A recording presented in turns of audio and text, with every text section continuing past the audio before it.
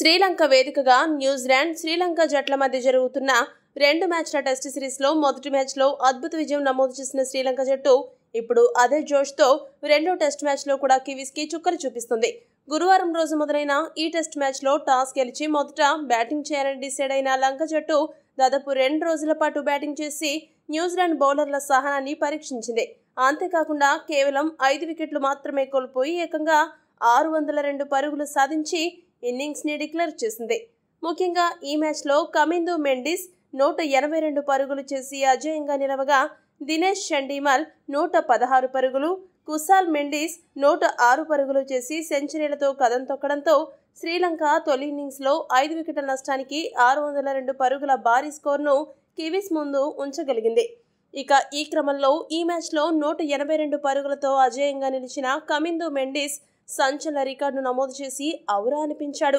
ఈ శ్రీలంక యువ సంచలనం కమిందు మెండిస్ సాధించిన ఈ సెంచరీతో క్రికెట్ దిగ్గజాల రికార్డును సమం చేశాడు.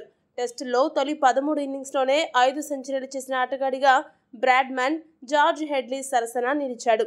మరో రికార్డు ఏంటంటే న్యూజిలాండ్తో రెండో టెస్టు తొలి ఇన్నింగ్స్లో 182 పరుగులతో అజేయంగా నిలిచిన కమిందు మెండిస్ టెస్టుల్లో ఫాస్టెస్ట్ 1000 పరుగులు పూర్తి చేసుకున్నాడు. కమిందు ఈ మార్క్ను కేవలం 13 ఇన్నింగ్స్లోనే రీచ్ అయ్యాడు. తద్వారా డాన్ బ్రాడ్మన్ సరసన నిలిచాడు. బ్రాడ్మన్ కూడా టెస్టుల్లో తన తొలి 1000 పరుగులను కేవలం 13 ఇన్నింగ్స్లోనే పూర్తి చేశాడు. ఇక మొదటి ఇన్నింగ్స్ ప్రారంభించిన న్యూజిలాండ్ జట్టు శ్రీలంక ఇచ్చిన భారీ లక్ష్యాన్ని ఛేదించే క్రమంలో ఒత్తిడికి లోనై కేవలం 22 పరుగులకే 2 వికెట్లు కోల్పోయి కష్టాల్లో పడింది.